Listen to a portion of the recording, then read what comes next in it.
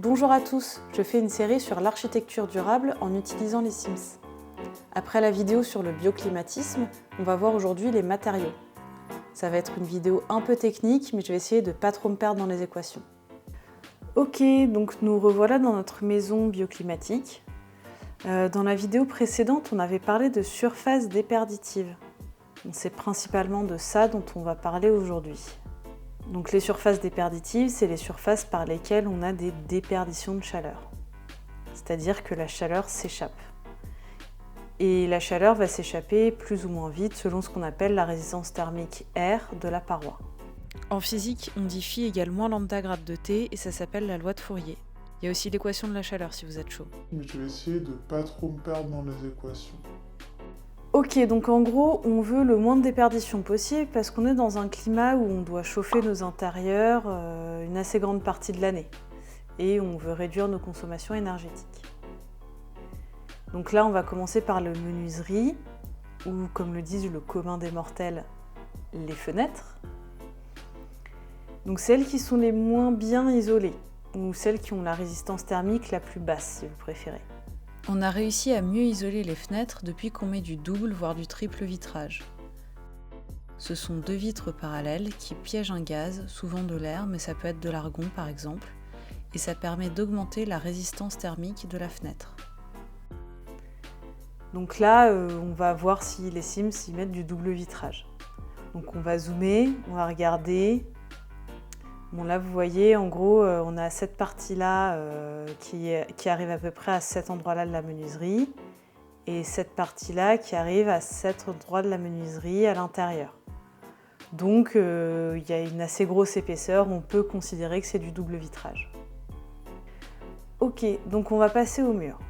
Donc là, les murs des Sims de base, c'est du placo, résistance thermique 0. Donc on va voir dans les revêtements ce qu'ils nous proposent. Bon, avec le pack écologie, on a une indication mur réduisant les factures. Donc j'imagine que c'est parce que les murs sont isolés et donc on réduit les factures de chauffage. Donc on a par exemple celui-là qui est en bardage bois et qui doit être isolé. L'isolation, c'est ce qui permet de faire augmenter la résistance thermique des parois et donc d'empêcher à la chaleur de s'échapper. Certains matériaux ont des propriétés plus isolantes que d'autres. Généralement, on vient les ajouter en plus d'un mur en maçonnerie ou en remplissage d'un mur à ossature bois parce qu'ils n'ont pas les propriétés mécaniques pour être des éléments de structure, mis à part la paille. Parmi les matériaux isolants, on peut citer la fibre de bois, le liège, le chanvre. Il y a même des isolants qui sont faits de vêtements recyclés. Ce sont ce qu'on appelle des matériaux biosourcés ou issus du vivant. Les isolants les plus connus restent les laines minérales comme la laine de verre et la laine de roche, mais c'est moins vertueux que les matériaux que je viens de citer et on y reviendra après. Mais on a aussi celui-là qui ressemble à de la terre crue. Donc la terre crue, c'est un matériau qui est assez intéressant et qui est assez peu utilisé en France. Il est plutôt utilisé dans les pays chauds comme en Afrique. C'est de la terre non cuite, contrairement à la brique par exemple, à laquelle on est venu ajouter un liant. C'est intéressant thermiquement parce que c'est un matériau dense, donc à forte inertie. C'est-à-dire qu'il va avoir une forte capacité à absorber la chaleur sans la relarguer tout de suite. Il va y avoir un déphasage entre les pics de chaleur de l'extérieur et ceux de l'intérieur. Donc par exemple l'été, on va décaler le pic de chaleur intérieur à la nuit et on peut aérer tout de suite pour évacuer la chaleur. Rappelez-vous du premier épisode où on a parlé de décharge thermique du bâtiment.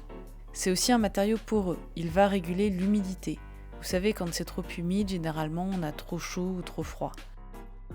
Ça permet de rester dans la bonne fourchette de confort. En thermique, on appelle ça le diagramme psychométrique.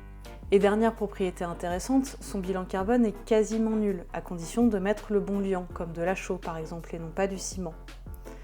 En fait, c'est parce qu'on vient prendre de la terre localement, et une fois que le bâtiment sera démoli, on peut restituer cette terre telle qu'elle, si, encore une fois, on a mis un liant assez naturel. Et c'est ce qu'on appelle un matériau géosourcé. La terre crue a quelques défauts, comme le fait qu'elle doit être protégée de la pluie et sa résistance thermique n'est pas assez grande pour la réglementation thermique en France. Et donc il faut venir lui ajouter un isolant, si possible biosourcé, comme la fibre de bois par exemple ou le béton de chanvre. Donc on peut jouer sur les différents matériaux selon les façades aussi, à condition de bien les joindre. Par exemple, là j'ai bien envie de faire des façades sud et ouest en terre crue et les façades nord et est en bardage bois isolé. Dans la vraie vie, on va aussi regarder comment sont les vents pour voir comment tombe la pluie pour protéger la terre crue. Vous remarquerez aussi que les matériaux et les menuiseries ou les bardages que j'ai pris sont du bois. Parce que je vais essayer de faire attention au bilan carbone ou empreinte carbone de mon bâtiment.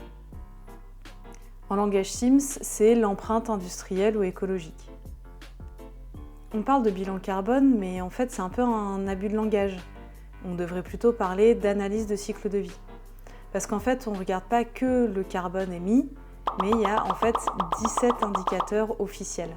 Dans une analyse de cycle de vie, on va regarder l'impact d'un matériau à toutes les étapes de son cycle de vie, de l'extraction des matières premières à la fin de vie, quand il est un déchet, et qu'il faut l'éliminer. Le bois, tant que l'arbre est vivant, absorbe le carbone. Il a donc un début de cycle de vie très vertueux, car même en négatif sur l'émission de carbone. Bon, sur sa fin de vie par contre, généralement comme on le brûle, son bilan carbone est un peu augmenté. Et entre les deux, il vaut mieux privilégier des bois locaux pour que leur acheminement et leur mise en place émettent le moins possible, et donc éviter les bois exotiques qui viennent d'Afrique, d'Indonésie ou d'autres. D'autant plus que généralement ça contribue à la déforestation des forêts primaires. Et c'est notamment à cause des empreintes carbone des laines minérales que j'ai préféré privilégier des matériaux biosourcés qui, eux, ont une empreinte carbone beaucoup moins importante. D'ailleurs, il est temps de mettre une porte d'entrée à cette maison, non ? À l'intérieur, je propose qu'on reste assez simple avec de la peinture sur des cloisons en placo, qu'on aura pu isoler phoniquement aussi avec de la fibre de bois par exemple. Et au sol, si on voulait optimiser encore la thermique, on mettrait du béton, parce que c'est un matériau très dense et avec lequel on a une bonne inertie aussi. Mais bon, le béton, c'est un des pires matériaux en termes de bilan carbone, et puis franchement, marcher dessus, c'est pas super agréable. Donc là, moi, je vais préférer mettre du parquet. Là, je fais un compromis sur l'optimisation des consommations pour privilégier le confort et l'empreinte carbone avec un matériau plus écologique et plus chaleureux, qui est le bois.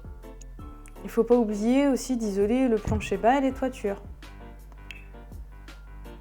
Et en plus, je vais pouvoir faire déborder un peu ma toiture au niveau des murs en terre crue pour la protéger de la pluie. En plus, ça me fait ma casquette horizontale. Donc pour résumer, il vaut mieux privilégier des matériaux à forte inertie.